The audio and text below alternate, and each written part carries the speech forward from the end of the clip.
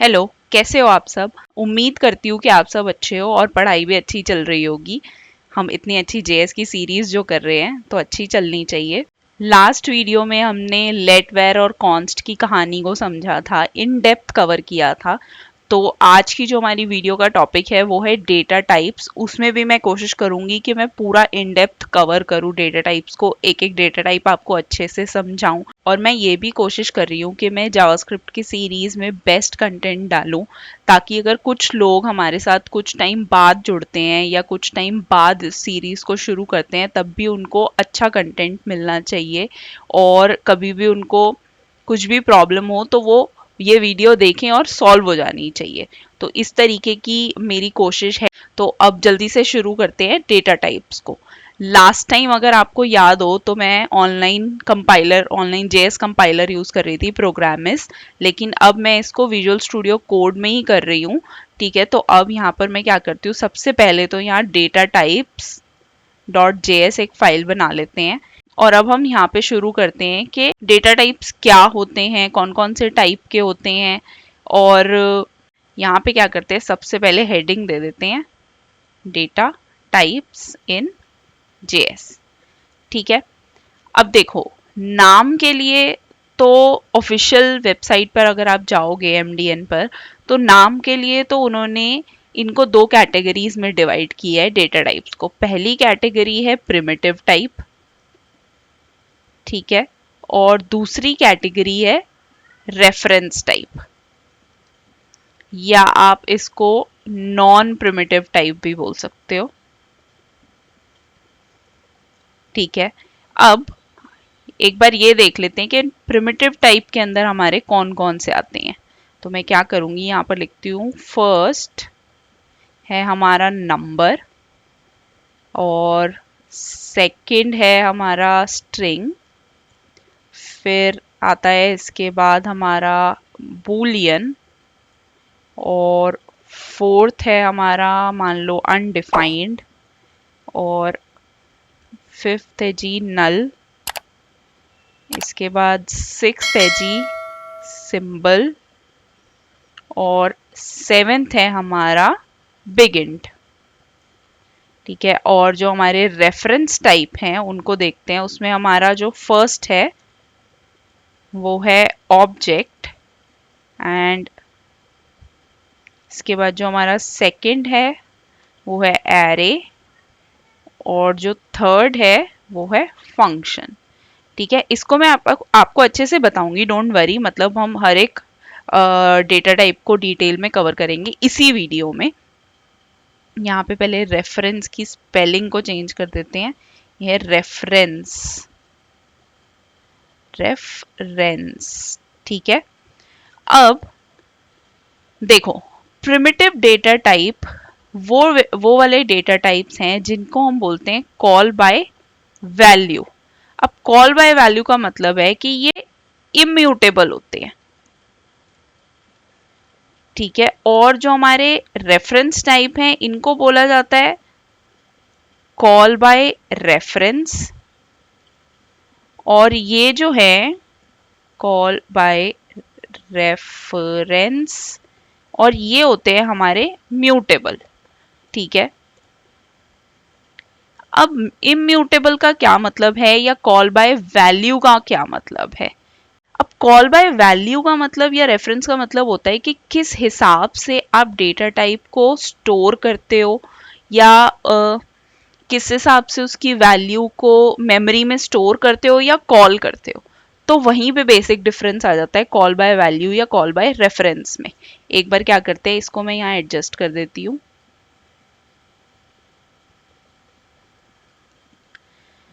ठीक है, अब क्या होगा,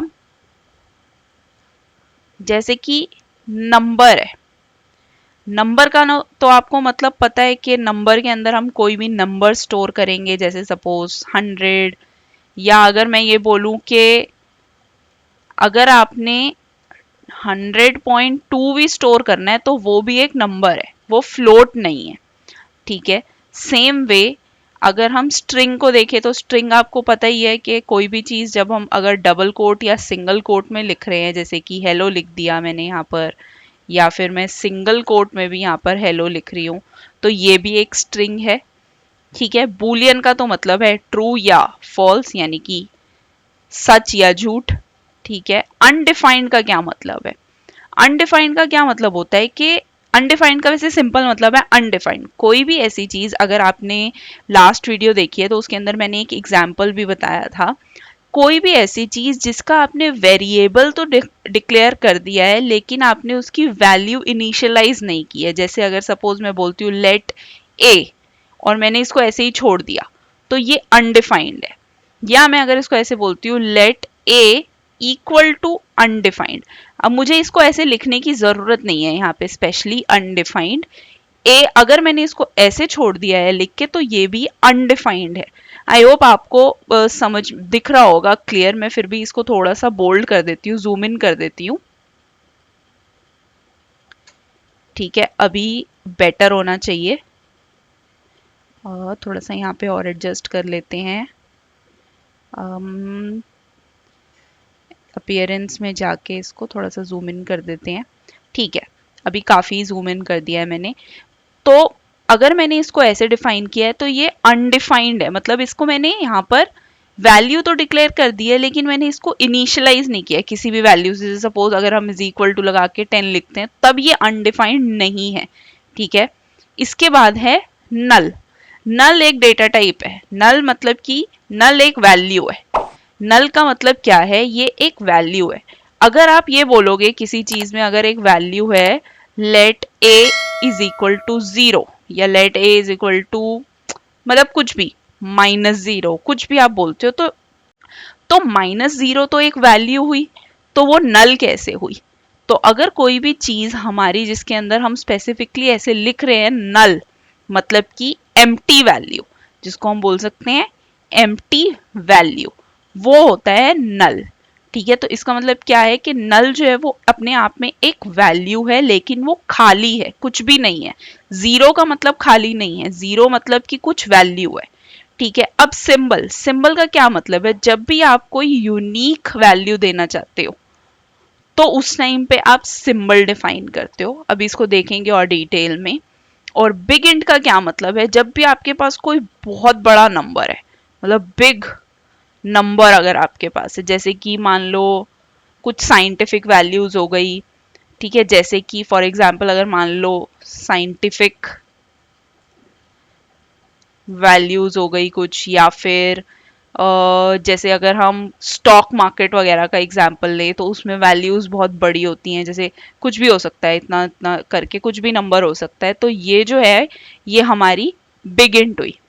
ठीक है, ऑब्जेक्ट, अभी समझने के लिए हम ये समझते हैं कि कोई भी चीज अगर इस तरीके से लिखी गई है कर्ली ब्रेसेस के अंदर की और वैल्यू पेयर में, तो वो एक ऑब्जेक्ट है। ठीक है, ऑब्जेक्ट को डिफाइन करने का एक और तरीका भी है, आप न्यू ऑब्जेक्ट लिख के ऑब्जेक्ट भी डिफाइन कर सकते हो। ठीक है, अब एरे, एरे आपको पता है अगर हम कोई भी चीज स्क्वायर ब्रैकेट के अंदर लिख रहे हैं, जैसे स्क्वायर ब्रैकेट के अंदर सपोज मैंने यहाँ लिखा ए, मैंने यहाँ लिखा बी या 1, 2, ठीक है, ये एरे है। ठीक है, एरे जो है वो कलेक्शन होता है मल्टीपल डेटा टाइप्स का, मतलब डिफरेंट डेटा टाइप्स का कलेक्शन हो सकता है एरे। ठीक है, और फंक्शन, फंक्शन आपको पता है कोई भी चीज अगर हम ऐसे फंक्शन के साथ पेरेंथेसिस और फिर हम कर्ली ब्रैकेट के अंदर कोई भी चीज अगर हम ऐसे लिख रहे हैं तो वो हमारी फंक्शन है। ठीक है, अब एक एक करके एक एग्जाम्पल लेते हैं। अब जो मैंने आपको यहाँ पे पहले चीज बताई थी इम्यूटेबल और म्यूटेबल, इसका मतलब क्या है कि अगर मैं इसके अंदर कोई भी चीज चेंज करना चाहती हूँ, ठीक है, तो क्या होगा, मेरी जो ओरिजिनल वैल्यू है वो चेंज नहीं होगी, मुझे उसकी कॉपी मिलेगी, मुझे मिलेगी कॉपी बाय वैल्यू। ठीक है, लेकिन इसके अंदर क्या होगा, मुझे इसके अंदर मिलेगा कॉपी ऑफ रेफरेंस। तो इसका मतलब क्या होगा कि अगर मैं कोई भी चीज चेंज करूंगी रेफरेंस में तो वो इसको भी चेंज करेगा। ठीक है, अब हम एग्जाम्पल देखते हैं। सपोज करो मैंने यहाँ पर प्रिमिटिव टाइप के अंदर एक एग्जाम्पल लिया, लेट ए ABC कुछ भी ले सकते हो, लेकिन थोड़ी अच्छी वेरिएबल के नाम लेने चाहिए ताकि बहुत अच्छी क्लैरिटी मिले, वरना क्या होगा ABC तो कहीं पे भी रख दोगे और फिर समझ में नहीं आएगा। मैंने यहाँ पे लिखा स्कोर, और स्कोर में मैंने लिख दिया 100।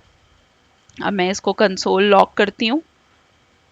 ठीक है, यहाँ पर मैंने स्कोर को लॉक किया। अब यहाँ पे इसको रन करते हैं। यहाँ पे मैंने लिखा नोड डेटा टाइप्स और इसको रन किया, तो इसने मेरे को क्या दिखा दिया 100। अगर मैं यहाँ पे 100.20 कुछ भी कर दूंगी और मैं इसको वापस रन करूंगी तो मुझे ये 100.20 भी दिखा देगा। इसका मतलब हमें ये क्लियर हो गया कि नंबर जो है यहाँ पर हर एक चीज संभाल लेगा, पॉइंट भी संभाल लेगा। ठीक है, अब अगर हम देखें नेक्स्ट था हमारा कॉन्स्ट स्ट्रिंग। अब मैंने स्ट्रिंग मुझे यहाँ पे बताने की जरूरत नहीं है। अब जैसे सपोज करो मैंने यहाँ लिखा यूजर नेम, और मैंने यूजर नेम में लिख दिया वही फेमस जॉन डो। ठीक है, अब मैंने यहाँ पर ये लिख दिया। अब अगर मैं कंसोल लॉक करती हूँ, इसको मैं यहाँ से कॉपी करती हूँ, यहाँ पे पेस्ट कर देती हूँ और यहाँ यूजर नेम को कॉपी पेस्ट कर लेते हैं। अब यहाँ पे इसको वापस से देखते हैं। ओके, क्या प्रॉब्लम हो गई है देखते हैं। इसको एक बार कमेंट करते हैं, और पहले वो शायद सेव नहीं हुआ था। सेव करके इसको यहाँ पे, ठीक है, तो अब यहाँ पे मेरे पास जॉन डो और ये 100.2 ये भी आ गया। ठीक है, मैं 100.2 को यहाँ पे कमेंट कर देती हूँ और अब मैं वापस से खाती हूँ तो यहाँ पर जॉन डो आ गया। अब मैं चाहूँ तो स्ट्रिंग को सिंगल कोट में भी लिख सकती हूँ।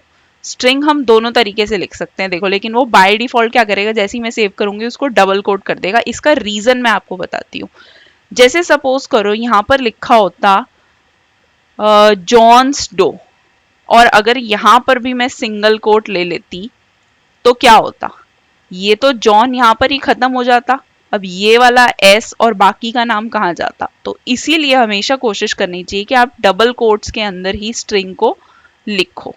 ठीक है, अब मैंने इसको सेव किया तो कोई प्रॉब्लम नहीं है। अब मैं इसको रन करूंगी तो यहाँ पे ये जॉन्स डो जैसे मैंने लिखा है वैसे ही दिखाएगा।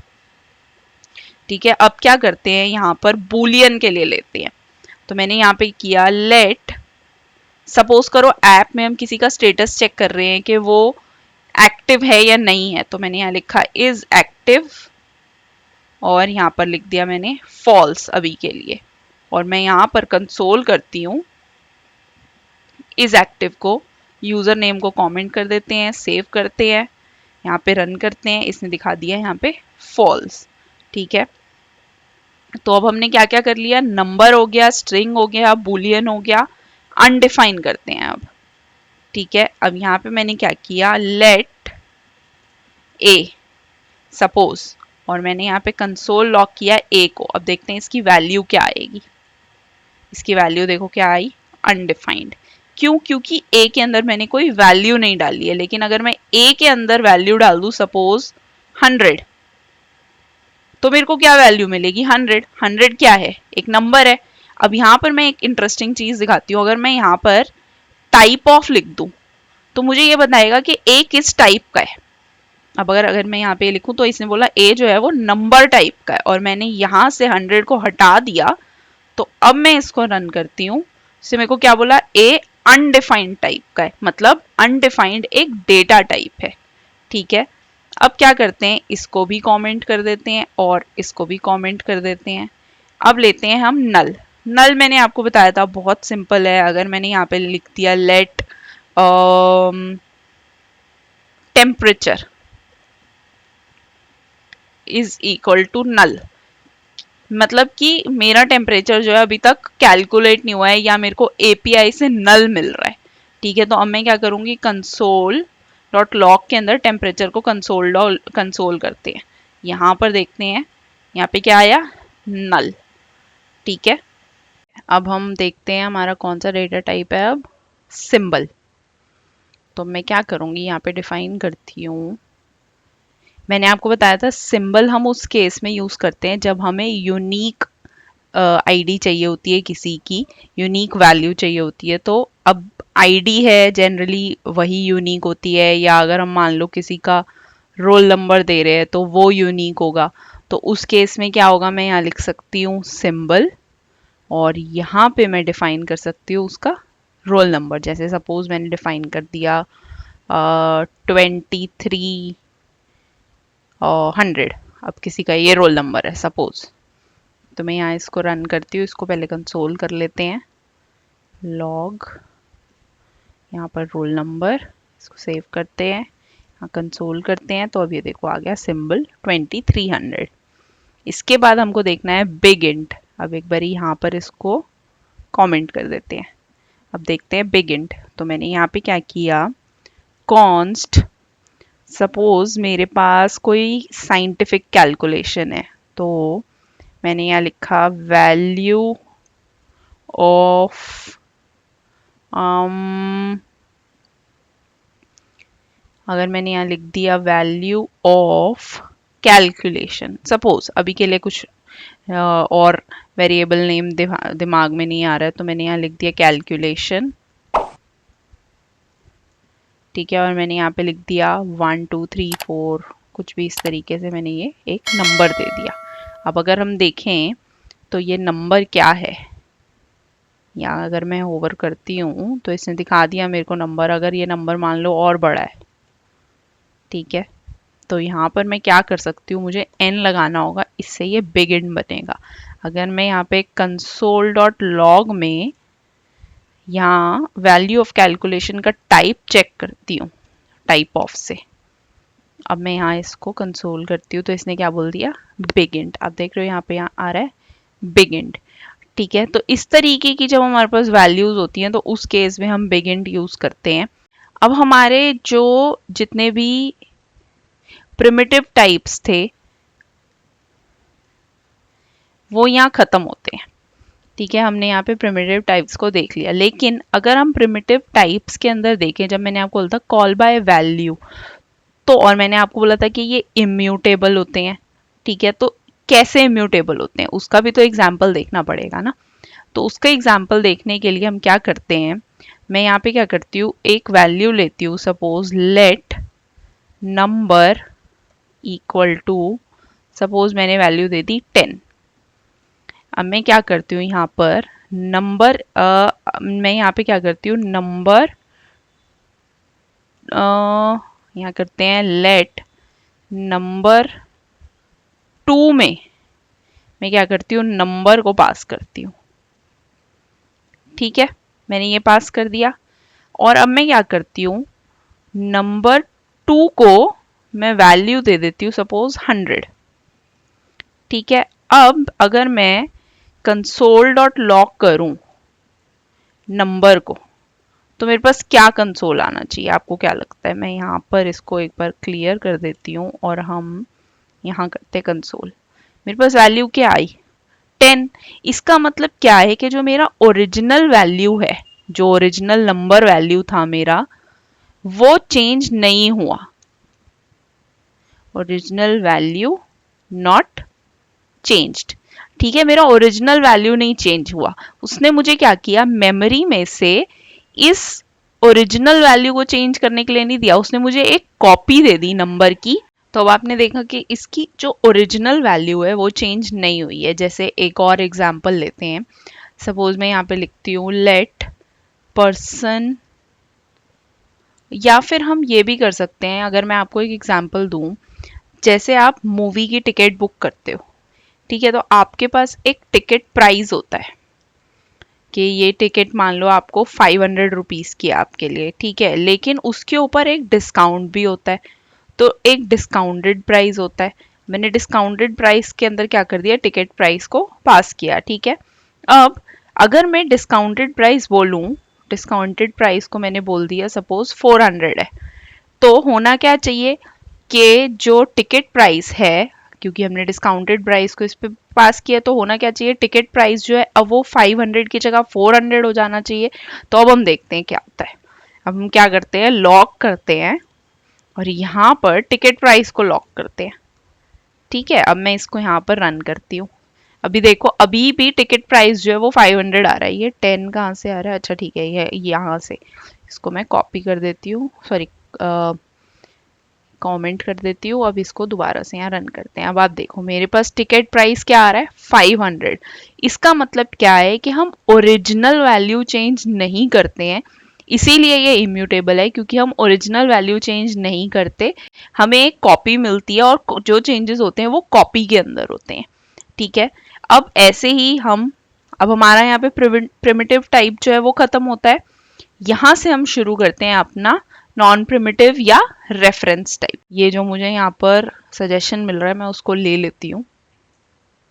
अब सबसे पहले हम देखते हैं ऑब्जेक्ट। ऑब्जेक्ट को आपको डिफाइन कैसे करना है। सपोज मैंने यहाँ पर बोला कि एक स्टूडेंट है, उसकी डिटेल्स सेव कर रहे हैं हम, तो मेरे ऑब्जेक्ट का नाम हो गया स्टूडेंट और मैं यहाँ पे कर्ली ब्रेसेस लगाऊंगी। कर्ली ब्रेसेस के अंदर हम अपना ऑब्जेक्ट डिफाइन करते हैं और ऑब्जेक्ट आपका जो है हमेशा की वैल्यू पेयर में डिफाइन होगा। अब जैसे मैंने उस स्टूडेंट का नेम लिखा, उस स्टूडेंट का नेम है सपोज राहुल, ठीक है, और उसकी एज है सपोज 20, ठीक है, और उसने कोर्स लिया है जावास्क्रिप्ट। ठीक है, अब ये हमने उसकी डिटेल्स डिफाइन कर दी यहाँ पे। अब अगर मुझे स्टूडेंट के अंदर मुझे अगर राहुल को प्रिंट करना हो तो मैं कैसे करूंगी।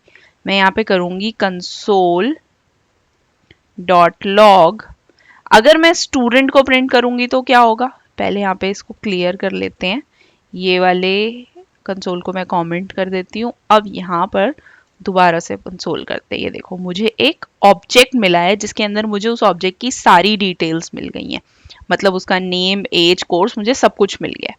ठीक है, अगर मुझे सिर्फ नेम को एक्सेस करना हो तो मैं क्या करूंगी, मैं यहाँ लिख सकती हूँ डॉट नेम। अब मैं इसको रन करके देखती हूँ। यहाँ पे मेरे पास क्या आ गया, राहुल। ठीक है, अब हम क्या करते हैं, यहाँ पे टाइप ऑफ भी लगा के देख लेते हैं, type of student dot name. मैं इसको यहाँ पे कंसोल करती हूँ, इसने क्या बोला, स्ट्रिंग। अगर आप इसको डॉक्यूमेंट को अच्छे से रीड करोगे तो आपको पता चलेगा कि नेम जो है ना वो भी कहीं ना कहीं स्ट्रिंग होता है, लेकिन मैं उसको ऐसे यहाँ पे डिफाइन नहीं कर सकती हूँ। ठीक है, ये जितने भी मेरे कीज हैं ये सब भी स्ट्रिंग होते हैं, लेकिन मैं इनको यहाँ पे डिफाइन नहीं कर सकती हूँ।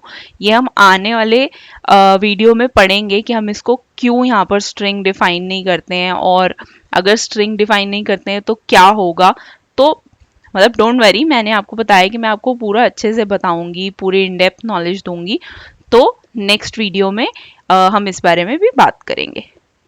ठीक है, अब मैं इसको एक बार अंडू कर देती हूँ। यहाँ पर अब आपको ऑब्जेक्ट भी समझ में आ गए हैं, इसको यहाँ पे कमेंट करते हैं।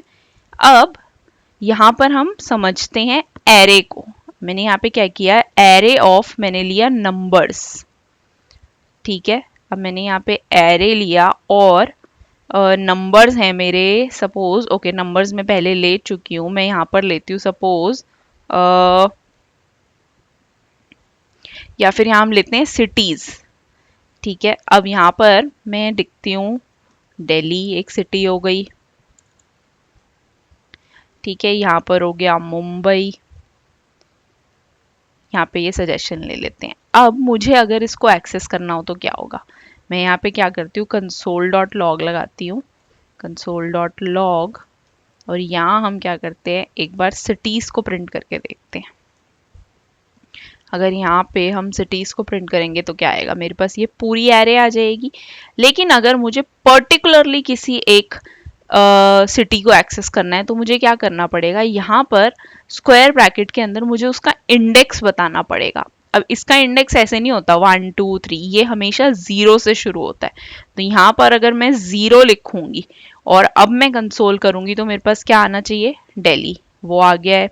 ठीक है, अगर मैं यहाँ पर लिखती हूँ सपोज 3 तो देखते हैं क्या आता है, 3 तो है ही नहीं, तो इसलिए यहाँ पे क्या आ गया, अनडिफाइंड। ठीक है, अब आई होप आपको थोड़ा समझ में आ रहा होगा। अब मैं इसको यहाँ पे कमेंट कर देती हूँ।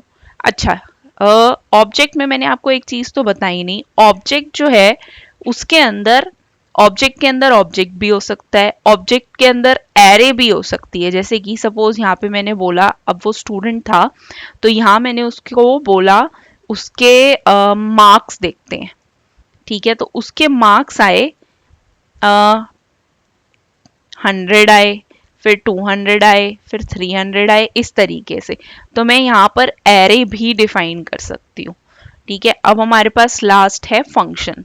इसको देखते हैं, यहाँ पर लिखते हैं फंक्शन बनाने के लिए हमने लिखा है यहाँ पे फंक्शन, और मैंने एक फंक्शन बनाया इस तरीके से। मैं फंक्शन को एक वेरिएबल में भी कैच कर सकती हूँ, तो मैंने यहाँ पे सपोज लिख दिया लेट, इसका नाम दे दिया मैंने greeting is equal to function. अब इस फंक्शन के अंदर मैं क्या करती हूँ, यहाँ लिखती हूँ कंसोल डॉट लॉग, और इसके अंदर हम लिख देते हैं अपना वही क्लासिक हेलो वर्ल्ड। ठीक है, अब क्या करते हैं, यहाँ पर मैं क्या करती हूँ, ग्रीटिंग्स को यहाँ पे कॉल करती हूँ। अब यहाँ पे इसको रन करते हैं, तो देखो मेरे पास हेलो वर्ल्ड प्रिंट होके आ गया। ठीक है, अब मैं, ठीक है, तो अब यहाँ पे क्या हुआ हमारे जो, ठीक है, तो अब यहाँ पर क्या हुआ, हमारे जो डेटा टाइप्स हैं वो एंड होते हैं। डेटा टाइप्स जो है वो इन जेएस ये खत्म होते हैं। लेकिन अभी हमारा क्या बाकी बचा है, हमें चेक करना है, जैसे हमने प्रिमिटिव टाइप्स को चेक किया था, अब हमें यहाँ पर चेक करना है जो हमारे नॉन प्रिमिटिव टाइप्स हैं उसके अंदर डेटा असाइन करके, मतलब वैल्यूज चेंज कर करके कि क्या मेरी ओरिजिनल वैल्यू चेंज हो रही है या मेरी कॉपी में चेंज हो रहा है। तो मैं क्या करती हूँ, यहाँ स्टूडेंट के अंदर क्या करती हूँ, या ऐसा करते हैं एक नया हम बनाते हैं।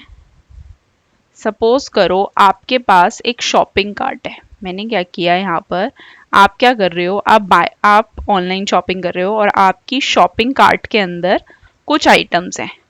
ठीक है, अब वो जो शॉपिंग कार्ट है या तो वो एक एरे होती है या एक ऑब्जेक्ट होता है। ठीक है, तो अगर आपकी शॉपिंग कार्ट है उसके अंदर ऑलरेडी आपने शू डाल के रखे हैं, ठीक है, आपने उसके अंदर टी शर्ट भी डाल के रखा है। ठीक है, अब क्या है, मैं चाहती हूँ कि पहले मैं क्या करती हूँ, यहाँ पर लेट एड आइटम। अब मैं क्या करती हूँ, यहाँ पर नया एक आइटम ऐड कर देती हूँ, लेकिन पहले मैं शॉपिंग कार्ट का रेफरेंस तो पास कर दूं उसको कि जो शॉपिंग कार्ट के अंदर है वो होना चाहिए। अब मैं क्या करती हूँ, यहाँ पे ऐड आइटम के अंदर मैं पुश करती हूँ एक नई चीज जिसका नाम है, सपोज मैं उसके अंदर पैंट्स पुश करती हूँ। ठीक है, अब क्या होगा, यहाँ पर अगर मैं कंसोल लॉग करूंगी शॉपिंग कार्ट को, तो अब मुझे क्या देखना चाहिए, मेरी अपडेटेड शॉपिंग कार्ट दिखनी चाहिए।